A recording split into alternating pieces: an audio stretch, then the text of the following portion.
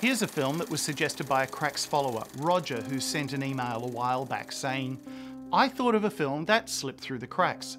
Compliance was a great little movie. One of those moral dilemmas about what would you do if?" And I'm going to hold back on those if details for just a moment. Here it is. And as I said in response to Roger's email, it was reacting to Compliance and a few other films I saw around the same time that put the bee in my bonnet about overlooked movies. As Roger identified, Compliance is both a great little movie and ticks a lot of the boxes for a Between the Cracks review. An intense and thought-provoking 90-minute indie movie with great performances that grossed about $1.95 at the box office and was seen by only 11 people outside of film festival screenings. Compliance puts two questions in front of its audience. What would you have done under those circumstances? And if you answered no, then just how far would you have gone?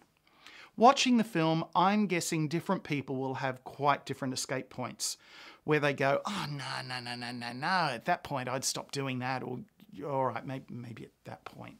And in finding your own jump ship moment, well, therein lies the bewitching element of this film. It will be a very different experience for every person. The events involve Becky, played by Dreamer Walker, a 19-year-old employee of a busy fast food restaurant who's been accused of theft. This new guy named Ben, I kind of started it for fun. The duty manager, Sandra, played by Ann Dowd, takes a phone call from a police officer. He tells her he's detained on other business, but can Sandra hold Becky in a secure room at the back of the restaurant until he can arrive? Becky?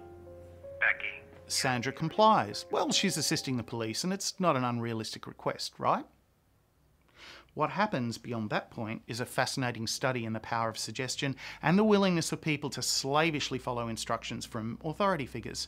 In this case, leaving their own sense of morality and judgment completely outside the situation. Officer Daniels, the faceless voice on the phone, escalates the requests. He asks Sandra to take Becky's clothing and strip search the girl because she might be hiding things on her body. Now, is this about the point an alarm bell might go off in your head? Why is a police officer asking a fast food restaurant duty manager, totally unqualified or untrained, to perform a strip search on an accused petty thief? But the instructions of Officer Daniels are compelling. Any questions that Sandra raises, he subdues with a very carefully orchestrated combination of demands and flattery. We do start to see why Sandra behaves as she does. It's an intense characterisation and performance in which Ann Dowd excels, especially when considering her co-star in half the film is a telephone. All right, can you put Becky on for me, please? Sure. Prior to this, I hadn't seen her in a lead role, but as a result of her performance here, she was immediately added to my list of 10 best working actresses out there. I'll certainly be looking out for her in the future. Large chunks of the action happens pretty much in real time, and maintaining that claustrophobic intensity and performance during these long scenes is no small task for Dowd, and she does it so well. Okay, Serge, so we'll just do that really quickly.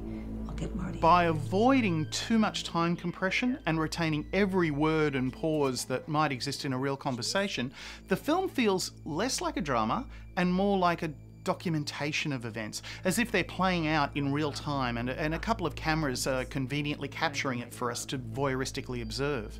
Now, this sense of voyeurism is particularly pronounced in the confines of the back office, where Becky is held captive, forced to strip and then perform certain acts that I'm not going to give away in any way, shape or form here.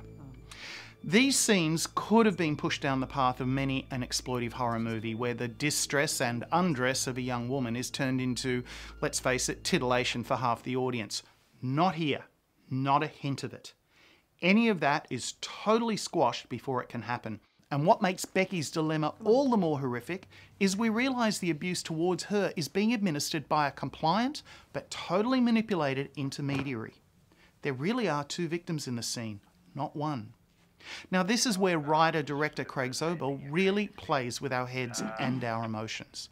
Of course, questions went through my mind. Sandra, I mean, surely she realises she wouldn't have the authority to do what the police officer was asking, and, well, even beyond that authority, what about her own moral sense of right and wrong and responsibility of care towards the other employees? But early on in the film, the director neatly sets up Sandra's headspace. Her deference to authority, an abnormally busy and frustrating working day, and what she thinks of Becky before the accusation of the theft. Sexting.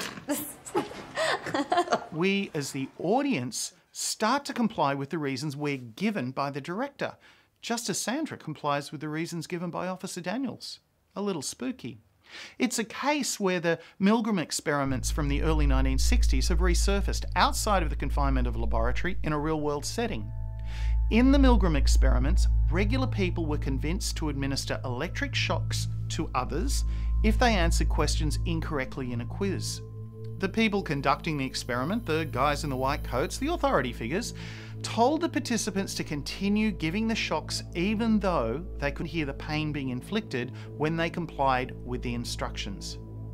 The zappers were able to divorce themselves from the zappees in any personal or moral responsibility because they were simply following orders. And afterwards, I do wonder if they all went back to their day jobs in fast food restaurants. Now, when I first saw compliance, I thought, here we go, based on true events. You know, the routine, 2 scoops of true events and a great big fat dollop of dramatic license on top. But then I saw a television piece from the USA on the tubes of you. I was shocked. This film is indeed largely based on real events that happened at a McDonald's restaurant in Mount Washington, Kentucky in 2004. You can easily find online a lot of the surveillance camera material from that real event, and when you see it, you realise that the dramatic license here turns out to be a rather minimal side order. And what about the unseen Officer Daniels? Well, someone pulled similar pranks over a 10-year period involving more than 70 businesses, mainly fast food joints across 30 states of the USA, often referred to as the strip search phone call scam. It would appear to be a vendetta against fast food joints. Maybe. Was the unseen caller also thinking of something else? That the staff of such places come with an inherent low ability to question authority, but very high levels of servitude and gullibility. Any which way, the number of pranks and the number of victims over such a broad area suggests a lot of people out there are willing to leave their own sense of morality and responsibility outside the door when someone is perceived as an authority figure and says, jump. Now, as it turns out, a suspect was arrested after the Mount Washington event, but never convicted. And after that, the pranks ceased. You may be watching this review via YouTube, and that's great. Over on the Between the Cracks website, you can find links to more information, plus the back catalogue of reviews for all of the other films we've done. Text versions of those reviews, some of them are actually quite a bit longer and more detailed than what you see in the videos. So please take a look at Between the Cracks, one word, .reviews, yes, with an S on the end. So, back to compliance. If you were Sandra or Becky or any of the other people who ended up being involved, at what point would you have said, stop, enough, end?